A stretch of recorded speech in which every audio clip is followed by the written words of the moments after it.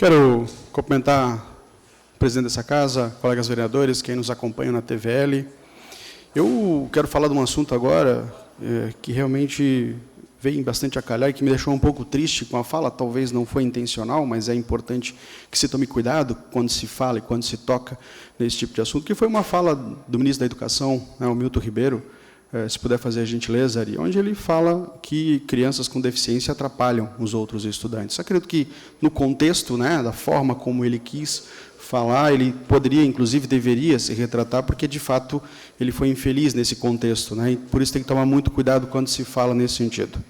E aqui eu quero falar um pouquinho sobre a minha experiência enquanto professor em sala de aula que tive a oportunidade de ter alunos com deficiências. Tive alunos com síndrome de Down, alunos autistas, alunos com deficiência física, e vou dizer para vocês que foi um negócio fantástico, aprendi muito, e, aliás, eles não atrapalham, eles ensinam muito a gente, ensinam muito a escola, e faço um convite e um desafio para quem quiser entrar numa sala de aula onde tem.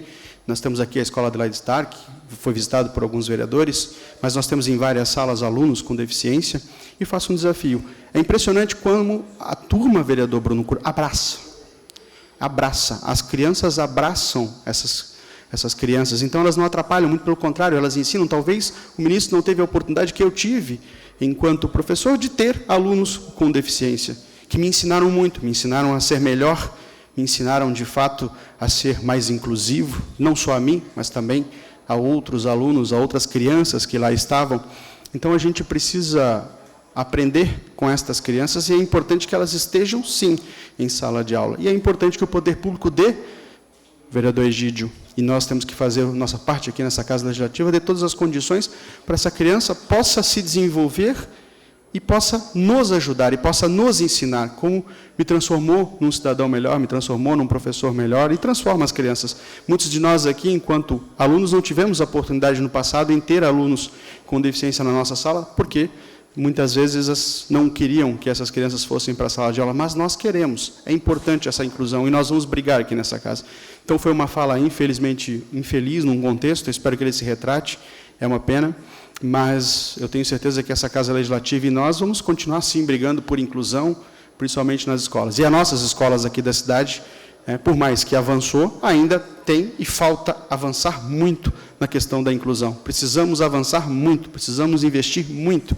Mas aqui, como eu disse, vereador Marcelo Matias, e posso incluir o seu nome aqui, o senhor trabalha também pela inclusão, outros vereadores aqui trabalham com projetos, essa casa já deu exemplo, fez diversos projetos para as crianças se tornarem mais inclusivas na sociedade, principalmente nas escolas. Esse é o nosso trabalho. Quero aqui também, na terça-feira passada, eu falei sobre a minha preocupação com relação aos professores ACTs, que, infelizmente, com o retorno, por parte de os professores a quais eles estavam substituindo, podem simplesmente perder o seu emprego de uma hora para outra, e isso realmente é preocupante. São profissionais que estavam lá na linha de frente e que, de qualquer momento, poderiam e podem sair.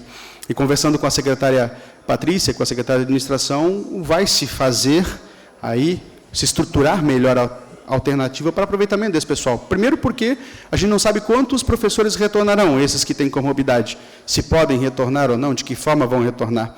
E outra, a gente vai olhar outras demandas. Existem outras demandas que a própria pandemia e o próprio Plancon, vereador Diego, acabou criando dentro da escola, para que pelo menos dê a oportunidade para que finde esse contrato, simplesmente não saiam do nada assim, de repente. Então, a conversa foi boa, foi produtiva, nos garantiram que vão olhar com carinho, nos garantiram que vão trabalhar essa situação. Então, para nós, é importante que isso se faça, e eu vou sempre brigar pelos professores, por toda a educação, diretores, e também pelos professores ACTs, que é extremamente importante. Aqui, recebi o convite com muito prazer, fui no dia de ontem, vereador Alemão à tarde, lá no 3º Batalhão do Bombeiro Militar, Tenente-Coronel Jorge Arthur, Major Márcio, Major Felipe, foi uma conversa produtiva, se puder fazer a gentileza, tivemos uma conversa muito produtiva com relação à estrutura do bombeiro, conversamos quase 1 hora e 15 minutos de conversa, onde colocamos, obviamente, nos colocamos à disposição da corporação, nos colocamos à disposição a entender algumas situações que precisam avançar e melhorar nossa cidade. Relataram que já têm conversado com alguns vereadores que têm apoiado a inclusão de novas bases, tem a base da Velha, foi citado lá, que é importantíssimo, tem outras situações aqui, remanejamentos, situações importantes com relação ao Arcanjo também. Nos colocamos também, a grande dificuldade que eu sinto é que tenhamos aqui, vereador Egídio, que é extremamente importante, uma única regramento, porque aqui me incomoda bastante, vereador Diego, quando um empreendedor vai buscar, como você mesmo falou, o regramento da vigilância é uma, o regramento do bombeiro é outra, e às vezes há um conflito, e o cidadão fica perdido, porque ele vai no bombeiro, passa todo o regramento, é esse. Vai lá na vigilância sanitária, é outro regramento. E fica esse jogo de empurra, e é importante que se defina. Se o regramento é o estabelecido pelo bombeiro, que outros órgãos fiscalizadores possam ajudar. Se não fica, é o que eu chamo de ditaduras de pequenos poderes. Concedo uma parte ao meu colega vereador, Diego. Autorização do orador, a parte concedida, vereador Diego Nazato. Eu agradeço pelo senhor ter tocado nesse assunto e fez eu lembrar de uma coisa que surgiu quando eu estava conversando com a Vigilância Sanitária. Me alertaram que, em um momento de consulta de viabilidade de um novo empreendimento na prefeitura, construção de um prédio, por exemplo, muitas vezes isso não é comunicado à Vigilância Sanitária. E daí o cidadão pretende construir, por exemplo, um restaurante na cidade, tramita pela prefeitura de todas as formas, tem o projeto aprovado, e quando chega na parte da vigilância sanitária, tem que fazer modificações no prédio, porque não previa a construção dos banheiros que a vigilância determina que devem ser construídos, vestiários e por aí em diante. Então fica aqui a sugestão para o Executivo, para que comece a comunicar melhor essa parte de construção de edificações, regularização, e aponte a necessidade de passar também pela vigilância sanitária para não fazer retrabalho e estragar os trabalhos e o dinheiro do cidadão brasileiro, do cidadão blumenauense. Obrigado. Presidente, só 30 segundos para que eu possa concluir.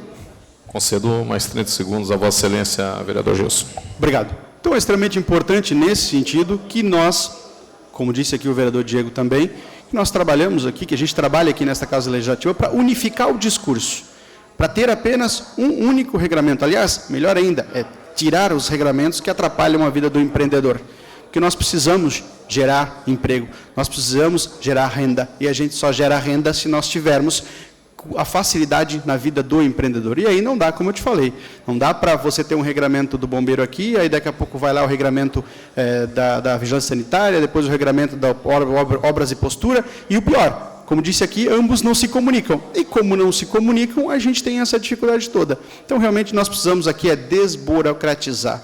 Desburocratizar, esta é a palavra que tanto o empreendedor lá fora, o vereador Egídio, o senhor conhece muito bem, muitos deles querem que esta Casa Legislativa trabalhe em prol da desburocratização, que a gente tire esse monte de regramentos que atrapalham a vida do empreendedor. Obrigado a todos.